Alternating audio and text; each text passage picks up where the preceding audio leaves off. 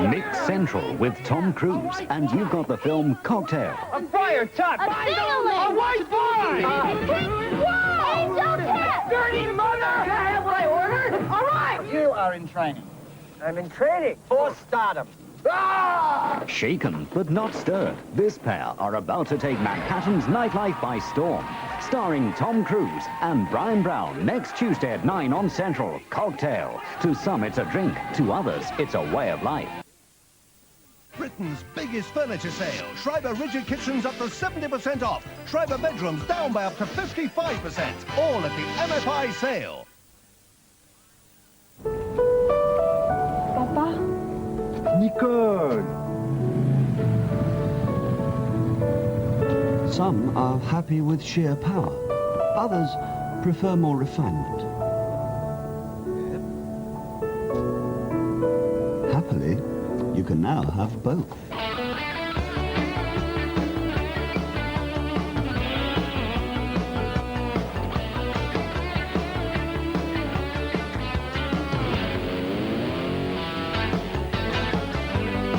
The 16-valve Renault Clio.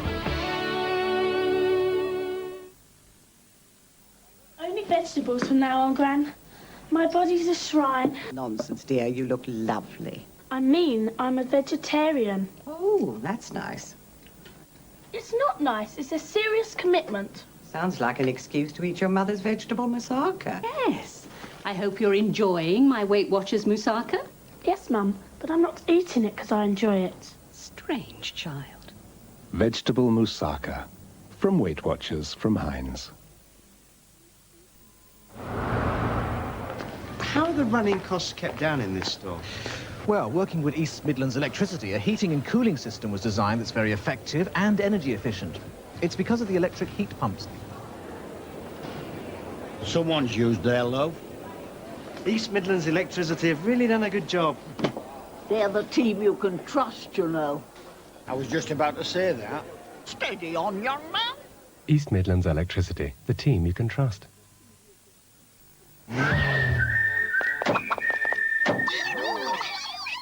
Collect the vouchers at participating Shell stations, and you can now choose from an exciting range of travel games. They'll make your journey fly by.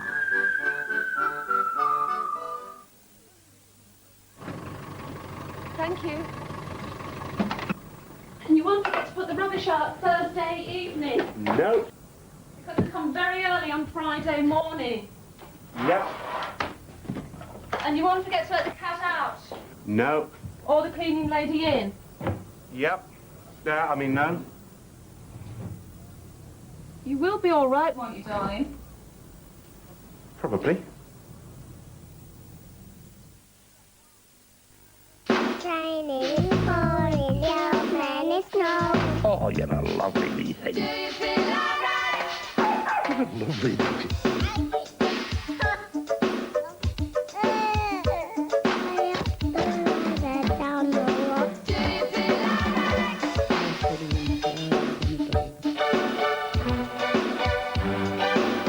Take the oars, one in each hand, and then you go like this.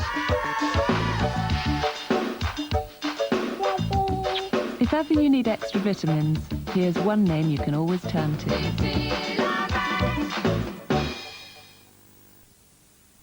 Ring for your free Butlins brochure. Katie! Now where can she be? Doesn't she want to go home? But remember, you won't want to leave. There's more than one way to get a job done, as you'll see in the bill on Central. You will let me know if we're going to get into difficulties on this one, won't you? I haven't got anything. Honest, please yourself, John. Well, it's your show, Frank, though how long it'll stay your show is a different matter. The Bill, it's your show, Thursdays at 8 on Central. Taggart's on Central, and look what he's up against, Thursday at 9. What have you got for me this time? Another kitten? It's a sore-skilled viper. Sweeteners are offered. Sometimes they take them, sometimes they don't. And Dr. Nielsen didn't. A deadly passenger. Maybe it doesn't do to get too close to the dead. Or too close to the bereaved, Jim. A word of warning for Taggart, Thursday drama at 9 on Central. You're with Central. In 5 minutes, the day's news from ITN.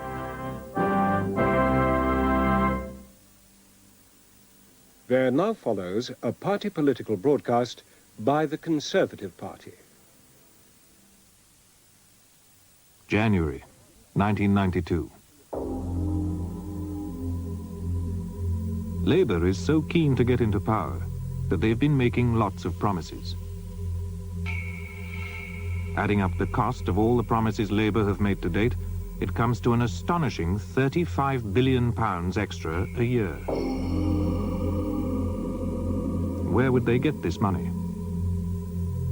They have already announced 8 new taxes, which would amount to the biggest increase in taxation since the war. But it's still not enough. Where would Labour get the rest of the money to pay for their £35 billion worth of promises? From the rich? There aren't enough around to pay for it all, even if you tax them at 98%, as Labour did before.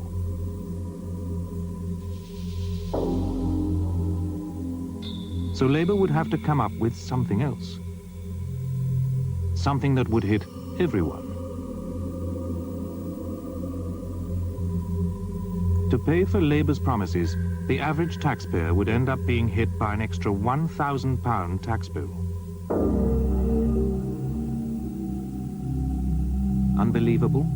Well, remember, the last Labour government put up the basic rate of tax to 35p in the pound, which today would be the equivalent of an extra £1,000 a year for the average taxpayer. So where would you find an extra £1,000?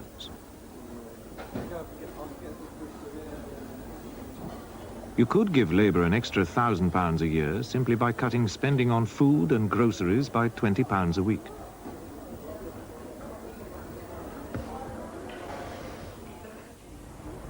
If that doesn't appeal to you, you could find the money Labour want by making one big saving. You could give up the family holiday. Of course, this may not be too popular. Come on. So where else could you find Labour's £1,000? Well, there must be another way of raising the money. You could get rid of the car. There must be £1,000 saving there. Don't like the sound of that?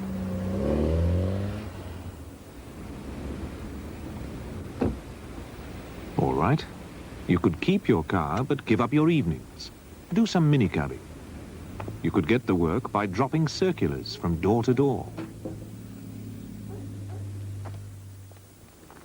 If you can't raise the money to pay for Labour, you could go on strike for it, which might explain why strikes go up under Labour. Under the last Labour government, 29 million working days a year were lost through strikes.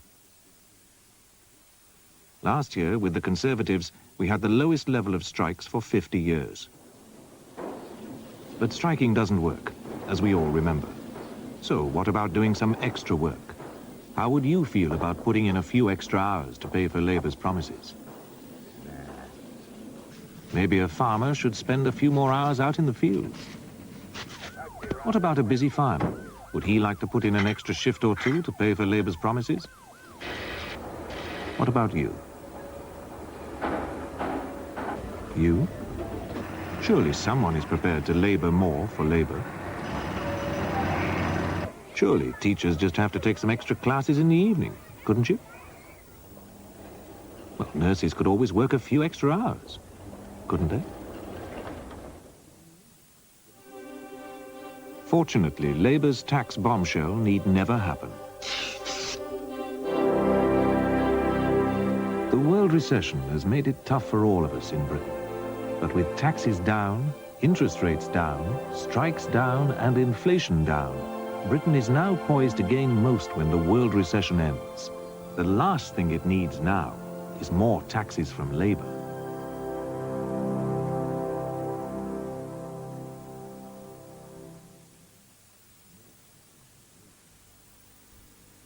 That was a party political broadcast by the Conservative Party. In 1991, 9 of the top 10 dramas on British television were brought to you by Central. Drama at its very best.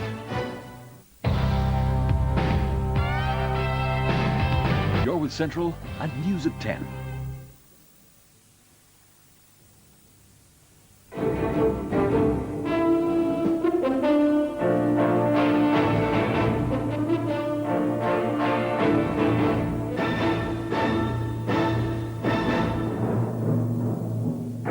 Lamont's early budget gives Major the April option.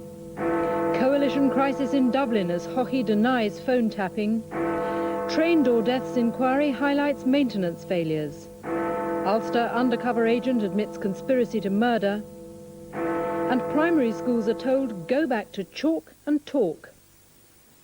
Good evening. The Chancellor, Mr. Lamont, today announced that the budget will be on March the 10th, which leaves Mr. Major the option of an April election. The Labour leader, Mr. Kinnock, said tonight it should be April. The Prime Minister couldn't run away from the electorate again. Mr. Lamont, in the debate on his autumn statement, conceded that the signs of economic recovery in late summer hadn't been sustained. He said there were good grounds for believing the recovery would become firmly established in the course of 1992. He said the budget would be a prudent one. The Shadow Chancellor, Mr. John Smith, said Mr. Lamont's autumn statement predictions of growth had been rubbish. We were still declining. The Chancellor's budget date was greeted with near silence from his own backbenches. It followed an assessment of the economy that made gloomy listening for Tory MPs facing an election soon. The signs of recovery, apparent in sales and production figures, as well as in confidence indicators, in the late summer were not sustained. That, of course, is disappointing, but there remain good grounds for believing that the recovery will become firmly established in the course of 1992. That was the latest of a number of recovery forecasts from the Chancellor. Mr. Lamont then stressed the importance of prudent stewardship, a hint that he may not be tempted to go for the so-called quick fix of a penny-off income tax. Labour's plans were attacked as reckless. John Smith said the Chancellor's autumn forecasts were rubbish. He wanted to know if the Tories' commitment to cut taxes to 20% should be treated in the same way David Miller said Labour's spending pledges should be regarded. He said if people are actually putting forward pledges, it is right that those pledges should be seen as being implemented within the lifetime of a Parliament over 5 years. I take it that applies to the Tory pledge to cut tax from 25p to 20.